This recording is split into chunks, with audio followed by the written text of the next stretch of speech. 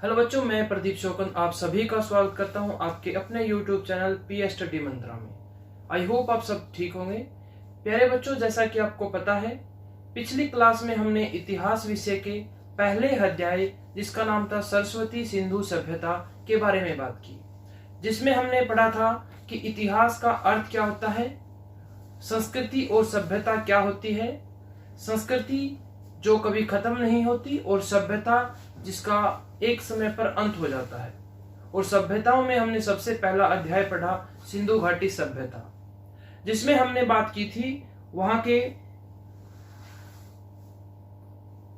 नामकरण, यानी कि सिंधु घाटी सभ्यता को अनेक नामों से जाना जाता है, उनके पीछे के कारण को हमने पढ़ा।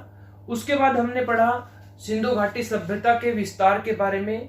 इसके कुल क्षेत्रफल 2,15,000 वर्ग किलोमीटर था, जिसमें हमने पूर्व से पश्चिम, उत्तर से दक्षिण की कितनी दूरी थी उसके बारे में बात की। उसके बाद हमने इसके कालक्रम के बारे में बात की थी। 3 पीरियड में हमने बांटा था, 3 चरणों में इनको बांटा। और उसके बाद हमने बात की थी नगर योजना के बारे में, जो अपने आप में सिंधु घाटी सभ्यता की एक महत्वपूर्ण विशेषता थी, जिसमें हमने सड़कों के बारे में, नालियों के बारे में और वहां के मकान, वहां के भवनों के बारे में पढ़ा। उसके बाद हमने पढ़ा वहां की कला के बारे में, वहां की आर्ट कैसी थी। वहां की आर्ट बड़ी विशेष थी, जिसमें हमने पढ़ा था कि मोहनजोदड़ो से 19 सेंटीमीटर की, लगभग 19 सेंटीमीटर की एक पत्थर की मूर्ति मिली, जो तिपतिया अलंकार में साल ओढ़े हुए थी और जो खंडित थी, जिसके हाथ पर बाजूबंद था, अपने बाल पीछे बांधे हुए थे। इस प्रकार की बातें हमने पढ़ी थी पिछली क्लास में। तो उम्मीद करता हूं कि आपको वो समझ में भी आया होगा और आपने एक बार बुक से रीडिंग भी जरूर ली होगी। तो आज हम जो बात करने जा रहे हैं सिंधु घाटी सभ्यता के राजनीतिक जीवन, सामाजिक जीवन, आर्थिक जीवन और धार्मिक जीवन, और इन सब के बाद अंत में हम बात करेंगे कि हड़प्पा सभ्यता का अंत कैसे हुआ, यानी कि पतन क्या हुआ और उस पतन के क्या क्या कारण थे। तो चलिए आज का हमारा टॉपिक शुरू करते हैं। आज हम सबसे पहले बात करेंगे हड़प्पा सभ्यता के राजनीतिक जीवन के बारे में। तो प्यारे बच्चों, जैसा कि मैं पहले भी बता चुका हूं कि हड़प्पा सभ्यता की जो लिपि थी वो चित्रात्मक थी, यानी कि चित्रों के माध्यम से वो कम्युनिकेशन करते थे, या कुछ भी लिखकर कम्युनिकेशन करते थे तो वो चित्र के माध्यम से थे। और वो चित्रों के माध्यम से जो लिपि लिखी गई वो आज तक इतिहास में कभी नहीं पढ़ी गई है।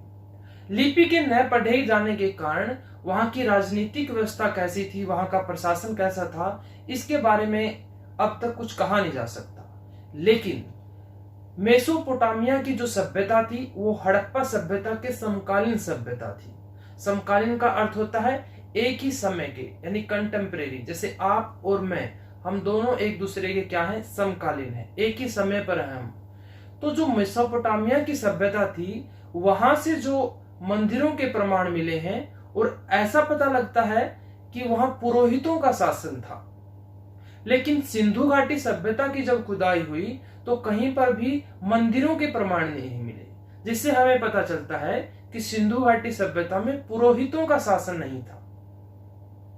लेकिन कुछ इतिहासकारों के अपने अपने व्यू हैं, जिसमें जैसे सबसे पहले है A.L. वासम है, जो कहते हैं कि सिंधु घाटी सभ्यता में पुरोहितों का शासन था। हालांकि सिंधु घाटी सभ्यता में मंदिरों के कोई प्रमाण नहीं मिले हैं। उसके अलावा जैसे मैके है, मैके कहते हैं कि सिंधु घाटी सभ्यता का जो प्रशासन था वो जनतंत्रात्मक था। और उसके बाद जैसे हम एक इतिहासकार के बारे में आपने पढ़ा होगा कभी, R.S. शर्मा के बारे में, वो कहते हैं कि सिंधु घाटी सभ्यता थी वो एक नगरीय सभ्यता थी, जिसमें एक व्यापारी वर्ग था जिसका काम था व्यापार करना, और संभवतः उस व्यापारी वर्ग का ही वहां के प्रशासन पर सबसे ज्यादा कंट्रोल था। तो अलग अलग इतिहासकारों ने सिंधु घाटी सभ्यता की राजनीतिक व्यवस्था के बारे में अलग अलग व्यू दिए, तो उन्हीं के बारे में आज हम बात करते हैं। तो चलिए शुरू करते हैं। तो सबसे पहले जो बात करेंगे हम राजनीतिक जीवन की, तो सरस्वती सिंधु सभ्यता का प्रचार क्षेत्र अत्यंत व्यापक था। इसके क्षेत्र के बारे में हम कल बात कर चुके हैं। लेकिन नगर योजना, पात्र परंपरा, उपकरण निर्माण, बाट, माप, मोहरे, लिपि आदि की समरूपता कुशल प्रशासन के अस्तित्व का संकेत करती है। यानी जो हमें खुदाई के दौरान ये चीजें मिली हैं, इनसे हमें पता चलता है कि सिंधु घाटी सभ्यता अपने आप में एक संपन्न सभ्यता थी। लेकिन प्रशासनिक स्वरूप क्या था, यह निश्चित रूप से कहना अत्यंत कठिन होगा। क्यों होगा? क्योंकि अब तक वहां की लिपि पढ़ी नहीं गई है। हंटर महोदय, हंटर जी कहते हैं यहां के शासन को गणतंत्रात्मक माना है। यानी हंटर का व्यू पूछ सकते हैं आपके एग्जाम में कि हंटर महोदय के अनुसार सिंधु घाटी सभ्यता का प्रशासन कैसा था, तो गणतंत्रात्मक था। सार्वजनिक भवनों, नगर दुर्गों का उपयोग संभवतः परिषद के सदस्यों के लिए होता होगा। यानी कि हमने पढ़ा था कि दो प्रकार से विभाजन था, एक पूर्वी और एक पश्चिमी। पश्चिमी जो टीला था उस पर दुर्ग बने हुए थे, वहां पर प्रशासनिक भवन बने हुए थे, जिसका जो हंटर महोदय अनुमान लगाते हैं कि वो संभवतः परिषद के सदस्यों के लिए था। दूसरी ओर व्हीलर लिखते हैं कि सत्ता का स्रोत कोई भी क्यों न रहा हो, उसमें संभवतः धर्म को ही प्रमुखता प्राप्त थी। मेसोपोटामिया सभ्यता में नगर राज्यों का संचालन पुरोहित शासकों के हाथ में था। अभी मैंने बताया मेसोपोटामिया से मंदिरों के साक्ष्य मिले हैं, जिससे अनुमान लगाया जाता है कि वहां पुरोहितों का शासन था और संपूर्ण भूमि मंदिरों की ही संपत्ति होती थी। विद्वानों का मानना है कि सरस्वती सिंधु सभ्यता के प्रशासन का संचालन हड़प्पा और मोहनजोदड़ो नामक दो राजधानियां, आपसे पूछ सकता है ये सिंधु घाटी सभ्यता की दो राजधानियां कौन कौन सी थी, तो हड़प्पा और मोहनजोदड़ो सिंधु घाटी सभ्यता की दो राजधानियां थी। लेकिन राखी गढ़ी, धोलावीरा के आकार को देखकर उनके महत्व को भी नकारा नहीं जा सकता, क्योंकि हड़प्पा सभ्यता का जो सबसे बड़ा स्थल है वो राखी गढ़ी है, जो हरियाणा के अंदर हिसार डिस्ट्रिक्ट में है, और एक धोलावीरा है। इनके क्षेत्रफल को देखते हुए इनके महत्व को भी नकारा नहीं जा सकता। वे ये पूरा स्थल भी सरस्वती सिंधु सभ्यता के महत्वपूर्ण प्रशासनिक नगरों के रूप में रहे होंगे, ऐसा अनुमान लगाया गया है। तो ये हमने बात की यहाँ की जो सरस्वती सभ्यता के राजनीतिक जीवन के बारे में। उसके बाद आप देख सकते हो यहाँ की मोहरें आप देख रहे हो चित्र में, ये लिपि थी जो चित्रात्मक थी, जिसको आज तक पढ़ा नहीं गया। एक बार इन चित्रों को अवश्य ध्यान से देखें। उसके बाद है यहाँ के सामाजिक जीवन के बारे में। सामाजिक जीवन के बारे में हम मुख्य तौर पर क्या क्या बातें करते हैं, वहां के सामाजिक वर्ग, यानी कि वर्ग कितने थे वहां पर दास प्रथा थी या नहीं थी, स्त्रियों की स्थिति कैसी थी, इसके अलावा वो क्या क्या आभूषण पहनते थे, क्या खाना पीना करते थे, क्या मनोरंजन के साधन थे उनके, इस प्रकार की बातों के बारे में हम बात करेंगे। तो अगर मैं आपको बड़ी गहराई से बताऊं तो मुख्य तौर पर वहां पर चार वर्ग थे। सामाजिक जो संस्था सिस्टम था वहां का चार मुख्य वर्गों में बांटा गया था, जिसमें सबसे पहले था पुरोहित वर्ग। पुरोहितों की कई जगह से पत्थर की मूर्तियां मिली हैं। हड़प्पा से उनके आवास भी मिले हैं, जिनसे अनुमान लगाया जाता है कि वहां पर पुरोहित होते थे, लेकिन उनका शासन होता था ऐसा कुछ नहीं है, क्योंकि मंदिरों के प्रमाण नहीं मिले हैं। हमने अभी राजनीतिक व्यवस्था में बात की। और इन्हीं पुरोहितों की तुलना की जाती है ब्राह्मण वर्ग से। जैसे वैदिक सभ्यता में आपने कभी पढ़ा होगा कि वैदिक सभ्यता में चार प्रकार के वर्ण बताए गए हैं। सबसे पहले ब्राह्मण वर्ग, क्षत्रिय वर्ग, वैश्य वर्ग और शूद्र वर्ग। तो जो पुरोहितों के साक्ष्य मिले हैं, उनके मूर्तियां मिली हैं, उनके आवास मिले हैं, तो उनकी पुरोहितों की तुलना ब्राह्मण वर्ग से की गई है। उसके बाद जो दूसरा वर्ग था वो था जो शासक करने वाला वर्ग था। जैसे हमने पढ़ा पूर्वी टीला, पश्चिमी टीला। पश्चिमी टीले पर हमने पढ़ा था कि वहां पर कोई मुख्य भवन थे, यानी कि वहां पर कोई शासन या शासक रहता था, शासक वर्ग रहता था। तो शासक वर्ग की तुलना उन्होंने क्षत्रियों से की है। उसके बाद था व्यापारी वर्ग, यानी जिसका मुख्य काम था व्यापार, जिनकी तुलना वैश्य वर्ग से की जाती है। और एक श्रमिक वर्ग होता था जो चौथा था, जो पूर्वी टीले में रहता था, पूर्वी टीले में जिनका आवास था, जिनका मुख्य काम था सेवा करना। तो इनकी तुलना शूद्र वर्ग से की है। उसके बाद अगर मैं आपको बताऊं दास प्रथा के बारे में, तो भारत के इतिहास में सिर्फ संगम काल में, आप जब नेक्स्ट क्लास में होगे तो इनके बारे में पढ़ोगे, संगम काल के अलावा पूरे भारत के इतिहास में दास प्रथा का प्रचलन था। तो संभवतः हड़प्पा सभ्यता के अंदर भी दास प्रथा का प्रचलन था। इसके बाद स्त्रियों की स्थिति की अगर बात करें तो जो स्त्रियां थी उनकी स्थिति काफी अच्छी थी। यानी कि हड़प्पा सभ्यता का जो समाज था वो मातृस्तात्मक था, यानी वो माता की पूजा उपासना करते थे। एक मोहर मिली है हड़प्पा से, एक मोहर मिली है जिस मोहर पर स्त्री के गर्भ से, उसके पेट से एक पौधा निकलता हुआ दिखाई देता है, जिसकी तुलना पृथ्वी देवी से की गई है। तो हम कह सकते हैं कि हड़प्पा सभ्यता में स्त्रियों की स्थिति काफी अच्छी थी। वो तरह तरह के वस्त्र, तरह तरह के आभूषण पहनती थी और लोग उनकी पूजा भी करते थे। आगे वैदिक सभ्यता में भी इनकी स्थिति अच्छी रहेगी, लेकिन उत्तर वैदिक काल में स्त्रियों की स्थितियों में गिरावट आएगी और आगे आगे चल के हमारे इतिहास में स्त्रियों की स्थिति काफी बुरी होगी। और आधुनिक इतिहास में आप देखोगे कि सती प्रथा जैसी कुप्रथाएं, बाल पर विवाह, विधवा विवाह न करना, तो इस प्रकार की कुप्रथाओं के बारे में आप आधुनिक भारत में पढ़ेंगे और संभवतः उनका निवारण कब हुआ उनके बारे में भी पढ़ेंगे। तो आज हम इसमें बात करते हैं सामाजिक जीवन की।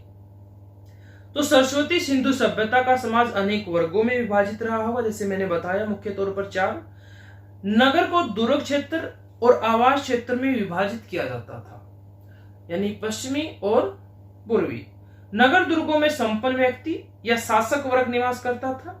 धोलावीरा के दुर्ग क्षेत्र को 2 भागों में बांटा गया है, जिससे संभवतः एक में शासक वर्ग और दूसरे में महत्वपूर्ण प्रशासनिक अधिकारी रहते होंगे। यानी धोलावीरा में कैसे था बेटा, धोलावीरा में जैसे ये पश्चिमी ये पूर्वी, ये पश्चिमी को भी 2 भागों में बांटा गया था। क्या हो गया, ये हो गया पश्चिमी टीला, ये हो गया पूर्वी टीला। ठीक है, तो पश्चिमी टीले को 2 भागों में बांटा था। एक टीले में क्या, शासक वर्ग, और एक में वहां उसके जो प्रशासनिक अधिकारी होते थे वो निवास करते थे, ऐसा माना जाता है। उसके बाद दुर्ग क्षेत्र में यानी पश्चिमी टीले में सुरक्षा और विशेष सुविधाओं का ध्यान रखा जाता था, क्योंकि वहां शासक वर्ग रहता था। आवासीय क्षेत्रों में व्यापारी, सैनिक, अधिकारी, शिल्पी और मजदूर रहते थे। धोलावीरा में इस वर्ग के लोग भी 2 अलग अलग आवासीय क्षेत्रों में रहते थे। हड़प्पा और मोहनजोदड़ो में आवासीय क्षेत्र रक्षा प्राचीर से भी घिरे हुए थे, यानी कि उनके चारों तरफ किलाबंदी थी।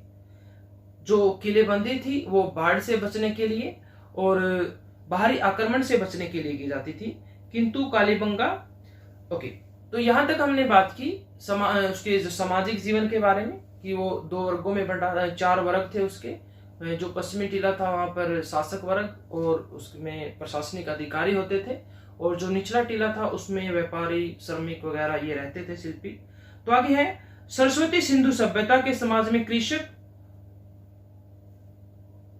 किसान, कुम्हार, बढ़ई, नाविक, श्रमिक, आभूषण बनाने वाले शिल्पी और जुलाहे आदि अन्य महत्वपूर्ण वर्ग भी थे, जो इन सभी को हम श्रमिक वर्ग में काउंट करेंगे, जिसकी तुलना इतिहासकारों ने शूद्र वर्ग से की है।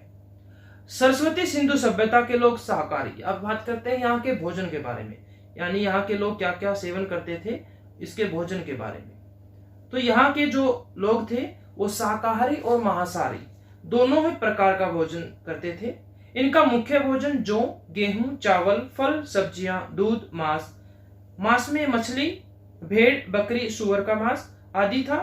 खुदाई में मिले चूल्हे, सील, बट्टे आदि से भोजन पकाने और पीसने के प्रमाण भी मिलते हैं, यानी अगर वहां से चूल्हा मिला है तो संभवतः वो भोजन पका के खाते होंगे। भोजन के लिए थाली, गिलास, कटोरा, लोटा आदि का प्रयोग किया जाता था। इन सभी के प्रमाण मिले, आप चित्र में भी देख रहे हो, यहाँ के मृदभांड दिखाए गए हैं, यहाँ के बर्तन दिखाए गए हैं। सरस्वती सिंधु सभ्यता के निवासी वस्त्र, आभूषण, यानी कि वो क्या क्या आभूषण पहनते थे, अब उनके बारे में। यहाँ हमने बात की भोजन के बारे में, सबसे ऊपर हमने बात की थी उसका सामाजिक वर्ग। तो यहाँ वस्त्र और आभूषण का विशेष शौकीन थे। मोहनजोदड़ो से प्राप्त प्रस्तर की मूर्ति, पत्थर की मूर्ति, वो वही जो 19 सेंटीमीटर की थी। तिब्बतीय अलंकृत शाल ओढ़े हुए है, जिसका बाया कंधा ढका हुआ है, जैसे ऐसे ढका हुआ था, एक कंधा नहीं ढका था, एक ढका हुआ था, और दाहिना खुला था।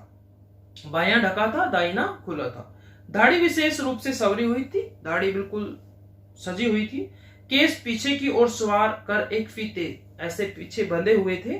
दाहिने हाथ पर एक भुजबंद था, राइट हैंड पर यहाँ भुजबंद था, एक आभूषण था।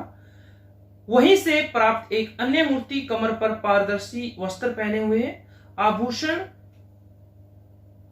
आभूषण में मुख्य रूप से हार, भुजबंद जो अभी मैंने बताया, कंगन, अंगूठी आदि पहनी जाती थी। स्त्री और पुरुष दोनों ही आभूषण पहनते थे। स्त्रियों के अलग आभूषण थे, पुरुषों के अलग आभूषण थे, जिससे निर्माताओं की कलात्मक अभिरुचि का परिचय मिलता है। यानी वहां के लोगों को कला में काफी रुचि थी।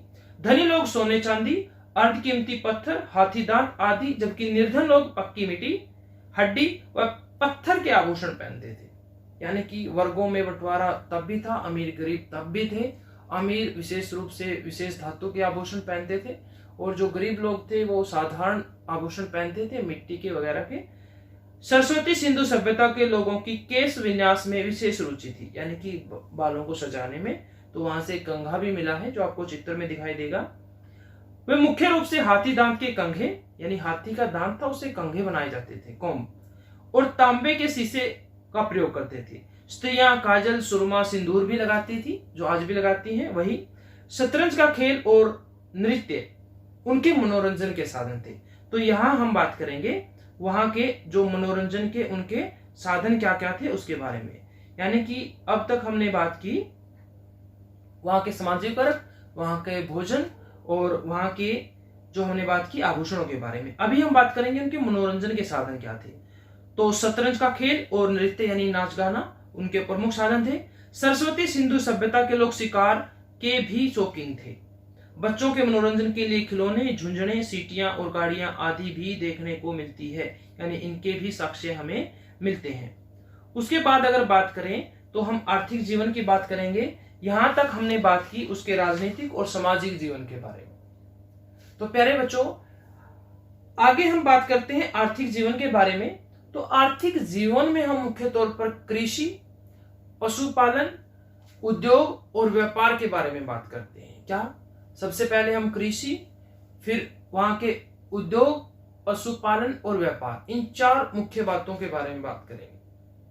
कृषि की अगर बात करें तो वहां पर जो कृषि था वो हड़प्पा सभ्यता का मुख्य व्यवसाय था। क्या था? मुख्य व्यवसाय कृषि था, यानी कृषि की दशा काफी अच्छी थी। अधिकांश प्रमुख नगरों में अन्नागार के उपस्थित या लोथल से हमें चक्की का पाट मिला है। बनावली से हमें हल के प्रमाण मिले, मिट्टी का एक हल मिला है। और कालीबंगा से हमें जुते हुए खेत मिले हैं। क्या? बनावली से एक मिट्टी का हल मिला है, कालीबंगा से हमें जुते हुए खेत मिले हैं। धोलावीरा, या मैंने बताया जैसे अभी लोथल से क्या मिला है? वहां चाकी का पाट मिला है। तो मोहनजोदड़ो से अन्नागार मिला है। तो इनसे हमें यह पता लगता है कि हड़प्पा सभ्यता के अंदर जो कृषि की स्थिति थी काफी अच्छी थी। तो हम बात करते हैं उनके बारे में। तो वो कृषि कब होते थे, कब वो काटते थे? तो सबसे पहले तो जो वो फसल काटते थे उसके लिए एक हंसिया का प्रयोग करते थे, जो एक पत्थर का बना हुआ था। हंसिया यानी आप दराती बोल देते हैं, आजकल लोहे की बनी होती है। तो उसमें पत्थर के हंसिये का उपयोग करते थे। वो जब बारिश होने के बाद जब नवंबर दिसंबर में पानी उतर जाता तब रबी की फसल बोते थे। नवंबर दिसंबर में, और मार्च अप्रैल में उस फसल को काट लेते थे। ठीक है। और उसके बाद अगर हम बात करें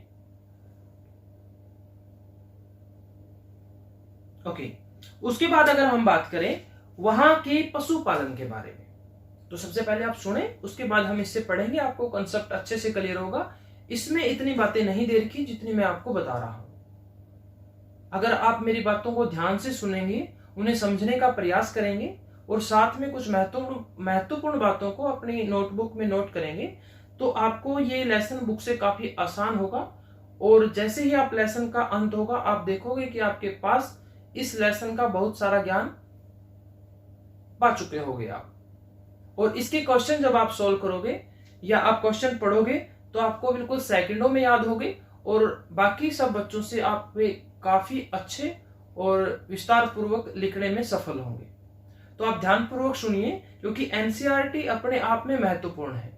अगर आप चाहते हो कि आप आगे जाकर यूपीएससी की तैयारी करें या किसी और बड़े एग्जाम की तैयारी करें, तो आपको तब भी एनसीईआरटी की बुक ही पढ़नी पड़ेगी। एनसीईआरटी की बुक अक्सर देखते हैं कि स्कूलों में सिर्फ एक बार ही पढ़ी जाती है, क्योंकि टीचर्स के पास बहुत बर्डन होता है, उन्हें और कुछ भी बहुत कुछ काम होते हैं, उन्हें क्वेश्चन याद करवाने, कॉपी कंप्लीट करवानी, राइट करवानी, तो इस तरह के बहुत सारा बर्डन होता है उनके पास। तो स्कूल में वैसे भी एसएस का सिलेबस लेंथी हो जाता है। लगभग 10th में अगर बात करें तो 29 लेसन आपके टोटल होते हैं। तो 29 लेसन कंप्लीट कराना बड़ा अपने आप में चैलेंज है, क्योंकि सामाजिक विषय बड़ा ही व्यापक विषय है। तो एनसीईआरटी को महत्व को देखते हुए तभी मैंने आपके लिए एनसीईआरटी की सीरीज शुरू की है, क्योंकि स्कूल में संभव नहीं कि 3-4 बार आपको एनसीईआरटी पढ़ाई जा सके, और इसलिए आप ऑनलाइन थोड़ी सी हेल्प ले सकते हैं। यहाँ से एनसीईआरटी की क्लास लगा सकते हैं, दोबारा अच्छे से समझ सकते हैं, और उसके बाद आप खुद अध्ययन कीजिए। जब तक आप खुद अध्ययन नहीं करेंगे, खुद पढ़ेंगे नहीं, तब तक कुछ नहीं होगा। चाहे आप 10-20 कितनी बार ही क्लास लगा लो, एक बार ही क्लास लगाइए ठंडे दिमाग से, उसके बाद बैठ के आराम से उस बुक से एनसीईआरटी से पढ़िए, फिर देखना आपकी नॉलेज कैसे बढ़ती है। चलिए वापस हम अपने टॉपिक पर आते हैं। तो हमने कृषि के बारे में बात की।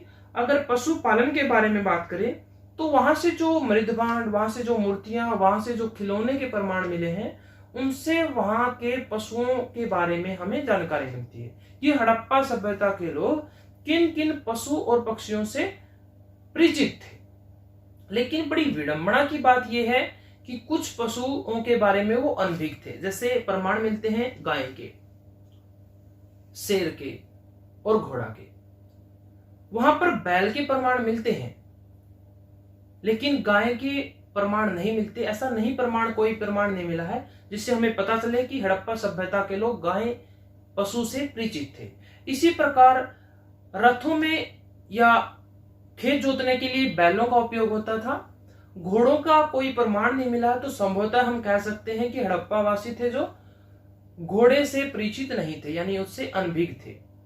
उसके बाद अगर बात करें, एक शेर है। जैसे हड़प्पा सभ्यता के जो लोग थे वो बाघ से परिचित से, लेकिन शेर से परिचित नहीं थे, ऐसे भी प्रमाण मिलते हैं। क्योंकि देखो, किन से परिचित थे, किन से परिचित नहीं थे, इनके बारे में हम कह सकते हैं कि जो उनके अवशेष मिले हैं, खुदाई से हमें जो जो अवशेष मिले हैं, जिनके चित्र मिले हैं या कोई खिलौना मिला है, तो उन्हीं के आधार पर हम कह सकते हैं कि वो किन बातों से परिचित थे और किन बातों से परिचित नहीं थे। तो सरस्वती सिंधु सभ्यता के आर्थिक जीवन में कृषि का अत्यंत महत्वपूर्ण स्थान था। सरस्वती सिंधु का क्षेत्र बहुत उपजाऊ था। यहाँ के लोग मुख्य रूप से गेहूं, जौ, चावल, मूंग, मटर, सरसों, कपास, तिल आदि की कृषि करते थे। कपास था जो उनका एक महत्वपूर्ण कृषि थी। मेहरगढ़ से कपास के कुछ प्रमाण भी मिले हैं। मेहरगढ़ जो जगह है हड़प्पा की, ठीक है ना, हड़प्पा सभ्यता की, तो वहां से कपास के कुछ प्रमाण भी मिले हैं। ठीक है। उसके बाद अगर बात करें, कपास के उत्पादन के कारण ही यूनानी लोग सिंधु वासियों को, यानी हड़प्पा सभ्यता के लोगों को सिंडन बोलते थे। क्या बोलते थे? सिंडन बोलते थे। तो कृषि का अपना एक महत्व था, यानी कपास का अपना एक महत्व था। विशिष्ट प्रकार की फसलें, फसल बोने की विधि, कृषि के उपकरण, सिंचाई व्यवस्था आदि कृषि के व्यापक विकास को दिखाती है। मेहरगढ़, जहां से कपास के भी प्रमाण मिले हैं, सबसे प्राचीनतम। प्राप्त पत्थर की द्रांति जो आप आज यूज करते हो। कालीबंगा से प्राप्त जुते हुए खेत, ये क्वेश्चन पूछ सकता है कि जुते हुए खेत के प्रमाण कहां से मिले हैं, तो कालीबंगा से। कहां से? कालीबंगा से। और हल का नमूना कहां से मिला है? बनावली से। कहां से बेटा? बनावली से। दोनों चीज याद रखनी है, कालीबंगा और बनावली। बड़े बड़े संग्रहण केंद्रों से भी व्यापक मात्रा में फसल उत्पादनों के बारे में पता चलता है। सरस्वती सिंधु सभ्यता में बैल, गाय, भैंस, भेड़, बकरी, कुत्ता, गधे, सुअर का प्रमुख रूप से पाले जाते थे। लेकिन मैं आपसे बता चुका हूं कि गाय के बारे में वो इतना नहीं हमें पता लगता। कुछ स्थानों पे, शायद इक्का दुक्का स्थानों पर कुछ प्रमाण मिले हैं उनकी मूर्तियां, इससे ज्यादा कुछ नहीं है। कुत्ता, गधे, सुअर का प्रमुख रूप से पाले जाते थे, जिनका उपयोग दूध, मांस, खाल, ऊन आदि के लिए होता था। बैल का प्रयोग कृषि कार्य के साथ साथ यातायात के लिए भी किया जाता था। इस सभ्यता के लोगों ने घोड़े और ऊंट को भी पालतू बनाया, लेकिन बाद में ऐसा प्रमाण नहीं मिले। आपको यहां लिखा मिला है एनसीईआरटी में कि प्रमाण मिले हैं, यानी कि वो पालतू बनाया, लेकिन उसके कोई प्रमाण मिले, इसका ऑथेंटिक हमारे पास कोई डाटा नहीं है, अकॉर्डिंग टू मी। ठीक है ना। तो मैंने कहीं पढ़ा था कहीं क्या मैंने बहुत सारी बुकों में पढ़ा है कि सिंधु घाटी सभ्यता में घोड़े के प्रमाण नहीं मिले हैं। तो यहाँ एनसीईआरटी लिख रही है, तो मैं यही कहूंगा कि आपको अब के लिए मान लेना चाहिए।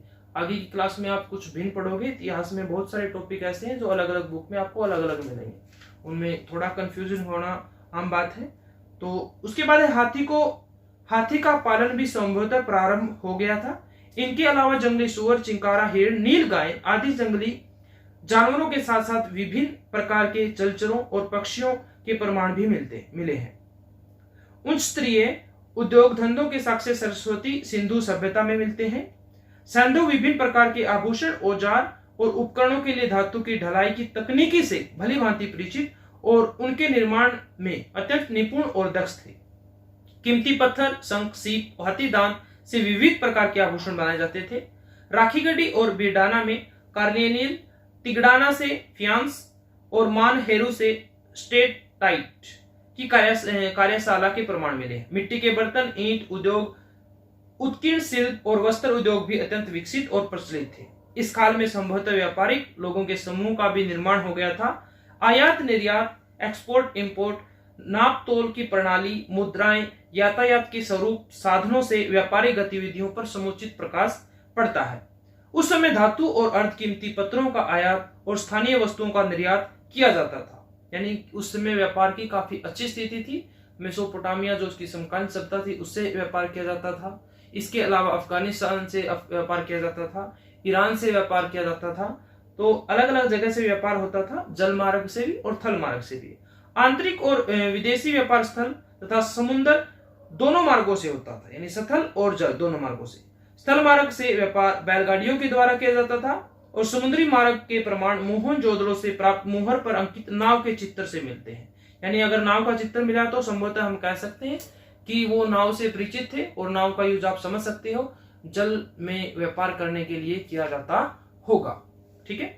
और लोथल से मिले मिट्टी के नाव के खिलौने भी मिले हैं। तो मिट्टी की नाव के खिलौना कहां से मिला है? लोथल से। और लोथल आप समझते हो कि मैंने पहले बताया था, लोथल क्या थी? हड़प्पा सभ्यता की एक बंदरगाह थी, पोर्ट थी। मेसोपोटामिया की अभिलेख से पता चलता है कि उनके मेलुहा से व्यापारिक संबंध थे। मेसोपोटामिया में अभिलेख मिला है जिससे पता चलता है कि हड़प्पा सभ्यता के जो मेसोपोटामिया है उससे संबंध थे। उनकी मेलुहा सरस्वती सिंधु सभ्यता से व्यापारिक संबंध थे। यानी हड़प्पा सभ्यता और मेसोपोटामिया की सभ्यता के आपस में व्यापारिक संबंध थे। लोथल से बंदरगाह के साक्ष्य भी मिले हैं। उत्खनन से बड़ी मात्रा में बाट, तराजू के पलड़े मिले हैं। तोल की इकाई 16 के अनुपात में होती थी, यानी जो बाट होते थे वो 16 की इकाई में होते थे, 16, 32, 48 ऐसे। मोहनजोदड़ो से सीप और लोथल से हाथी दांत के बने पैमाने भी मिले हैं। तो ऑप्शन टाइप में ऐसे प्रश्न पूछ सकता है कि कौन सी चीज कहां से मिली है। उसके बाद अगर बात करें धार्मिक जीवन की, तो धार्मिक जीवन में देखो कोई भी धर्म है, ठीक है ना, कोई भी धर्म है, तो धार्मिक जीवन के बारे में हमें कैसे जानकारी मिलती है? वही सिंधु घाटी सभ्यता से जो मुहरें मिली हैं, जो मृदभांड मिले हैं, उन पे जो चित्र छुपे हैं, जिनसे हमें पता चला था कि वो वहां की जो मातृस्तात्मक यानी मातृ की उपासना करते थे, जिसमें इसके अलावा वो नाग पूजा, वृक्ष पूजा, वट पूजा जिसमें प्रमुख थी, और पशुओं की पूजा भी करते थे, जिसमें एक कुबड़ वाला बैल की पूजा सबसे पवित्र मानी जाती थी। उसके अलावा सूर्य की पूजा भी वो करते थे। भूत प्रेत को भी मानते थे, उनकी भी थोड़ा बहुत कुछ धार्मिक अनुष्ठान वगैरह ऐसी चीजें करते थे। एक मोहर भी मिली है जिस पर एक व्यक्ति पद्मासन अवस्था में बैठा है, जिसमें एक इतिहासकार ने उनको शिव की उपाधि दी है। उन्होंने उनको शिव माना है, यानी कि वो शिव की पूजा भी करते थे। तो उसके बाद हम बात करते हैं, आप देख रहे हो जिसकी मैं बात कर रहा हूं आपके सामने, ये चित्र रहा पशुपति शिव। जैसे ये व्यक्ति देखो ऐसे बैठा है, ये सिंह से दिख रहे हैं, इसकी टोपी है, ये हाथ है, ये पद्मासन, ये पोथे मारे हुए हैं, ठीक है। तो इतिहासकारों ने इसको शिव की उपाधि दी है। तो उसके बाद है सरस्वती सिंधु सभ्यता का अत्यंत विशिष्ट पक्ष उसका धर्म था, जिसके अनेक तत्व प्रवर्ती भारतीय समाज में अंगीकृत हुए, यानी बाद के समाज द्वारा उसको अपना लिया गया। वहां के लोग मातृशक्ति की पूजा करते थे, यानी कि वहां का समाज कैसा था? मातृस्तात्मक था, जिसके साक्ष्य नारी की मिट्टी की मूर्तियों और मुहरों पर नारी आकृतियों के अंकन से मिलते। यानी कि अगर स्त्रियों की स्थिति अच्छी थी तभी तो मुद्राओं पर, मुहरों पर उनके चित्र थे, वरना कौन छापता, है ना।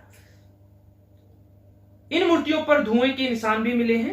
धुएं के निशान यानी कि जैसे हम मंदिर में जाते हैं वहां पर जो दिया लगाते हैं तो दिए की जो लो होती है उसका निशान वहां अगर दीवार के पास या जो भी मूर्ति रखी है उस पर थोड़ी सी हिट जाएगी तो वहां निशान बन जाएगा। तो ऐसे साक्ष्य मिले हैं कि वहां दिया वगैरह लगाया गया होगा। इस सभ्यता के अंतर्गत मातृशक्ति की उपासना प्राणी जगत वनस्पति जगत की उपास्य देवी के रूप में प्रचलित थी। यानी कि मातृशक्ति की पूजा एक पृथ्वी की देवी के रूप में भी करते थे। उर्वरा यानी जमीन की उपजाऊ शक्ति को बढ़ाने वाली के रूप में भी करते थे। पशुपति शिव, जैसा मैंने अभी बताया था कि उपासना सरस्वती सिंधु सभ्यता के पुरावशेषों में देखने को मिलती है। मोहनजोदड़ो से प्राप्त एक मुहर में सिंह वाले त्रिमुखी पुरुष को सिंहासन पर योग मुद्रा में बैठे दिखाया गया है। ये रहा, जिनके दाहिनी तरफ हाथी, ये याद रखना, दाहिनी तरफ क्या बेटा, हाथी और बाघ, दो पशु छपे हुए हैं राइट हैंड की तरफ, हाथी और बाघ। और जो लेफ्ट हैंड है यानी कि बाएं तरफ है गैंडा और भैंसा। गैंडा और भैंसा एक सी साउंड आ रही है, ऐसे याद रख सकते हो। सिंहासन के नीचे दो हिरण बड़े खड़े दिखाए गए हैं। इस मूर्ति को आज देखो, यहाँ पर नीचे आप दो हिरण देख रहे हो, इसकी राइट हैंड लेफ्ट हैंड की तरफ आप देख रहे हो, यहाँ पर एक गैंडा छपा हुआ है और यहाँ पर एक भैंसा भी छपा हुआ है। तो सेम सी साउंड है, गैंडा भैंसा, वो लेफ्ट हैंड। और राइट हैंड की तरफ आप देखोगे तो राइट हैंड की तरफ क्या है बेटा, एक हाथी है और एक बाघ है। उसके बाद अगर हम बात करें तो पशुपति शिव की उपासना,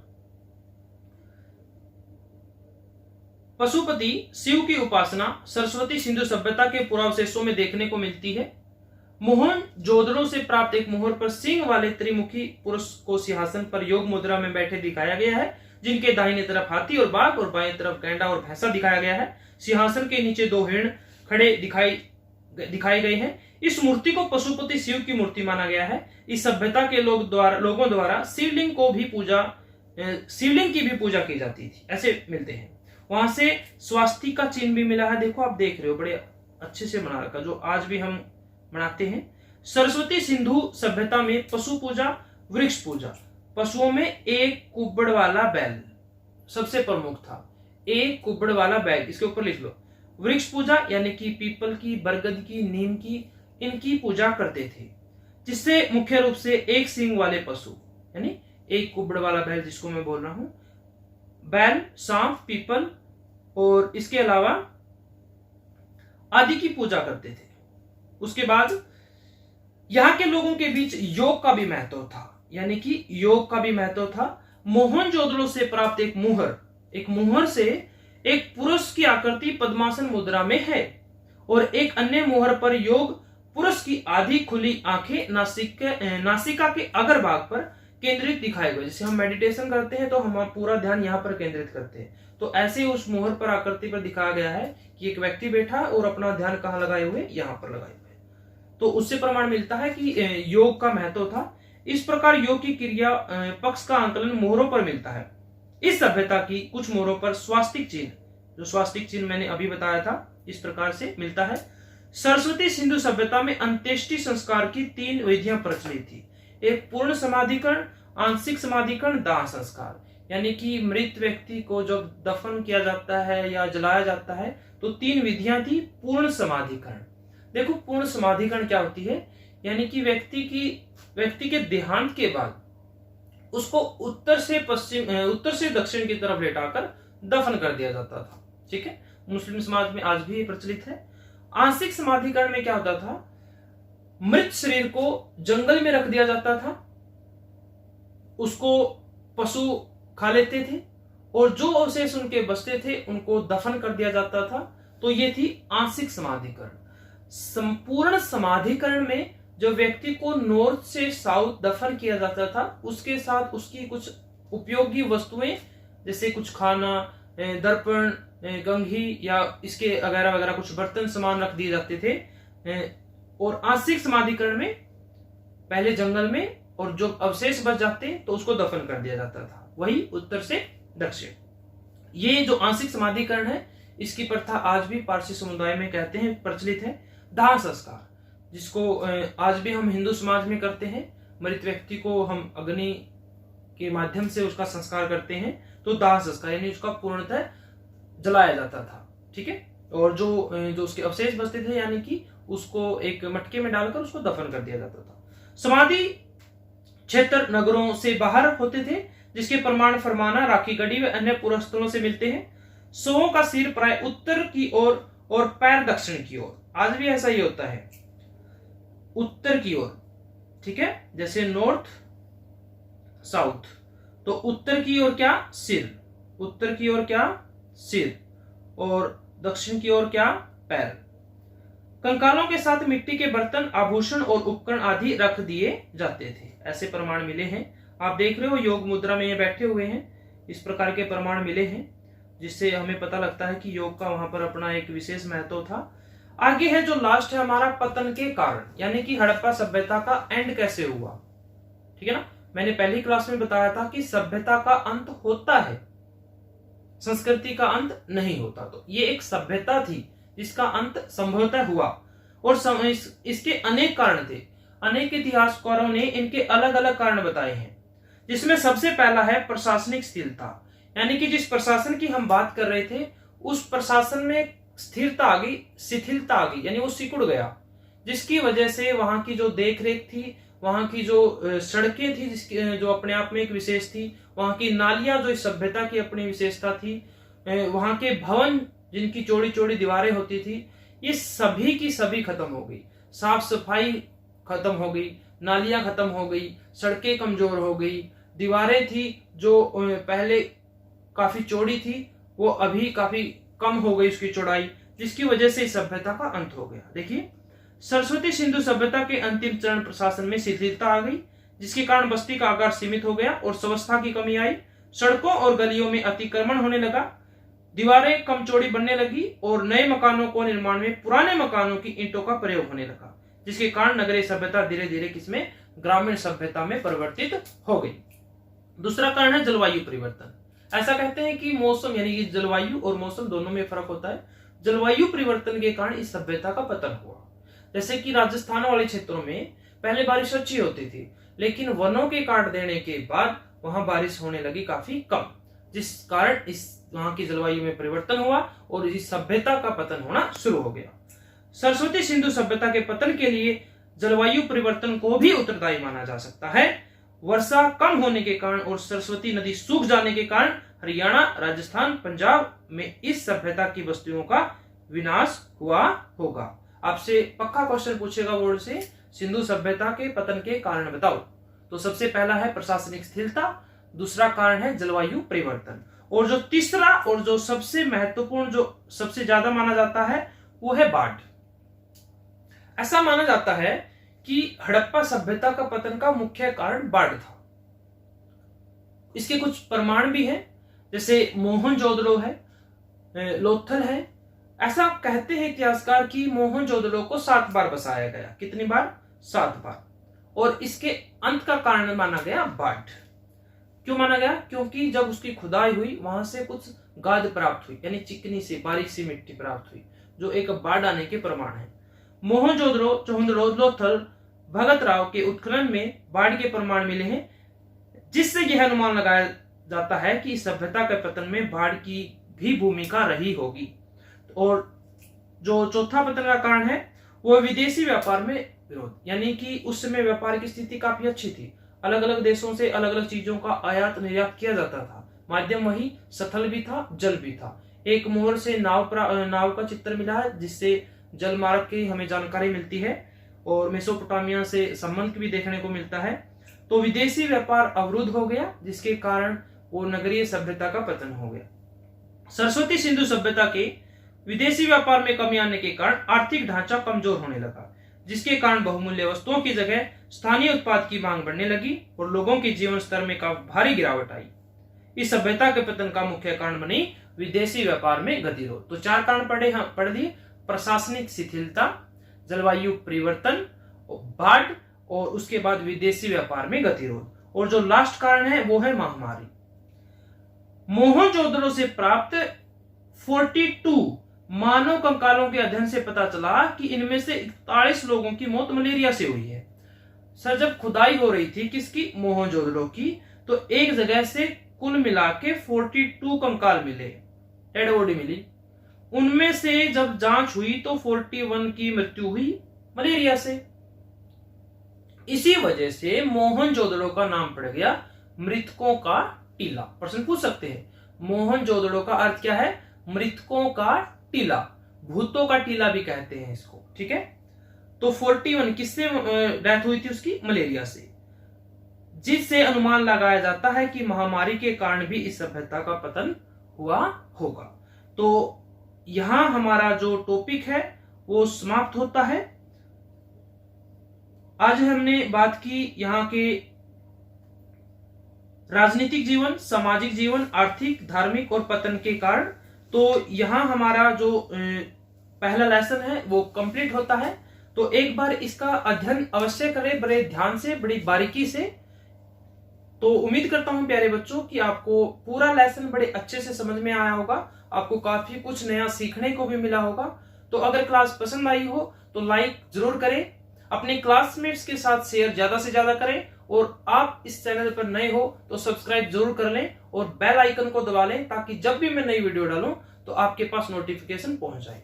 तब तक के लिए good day, have a nice day.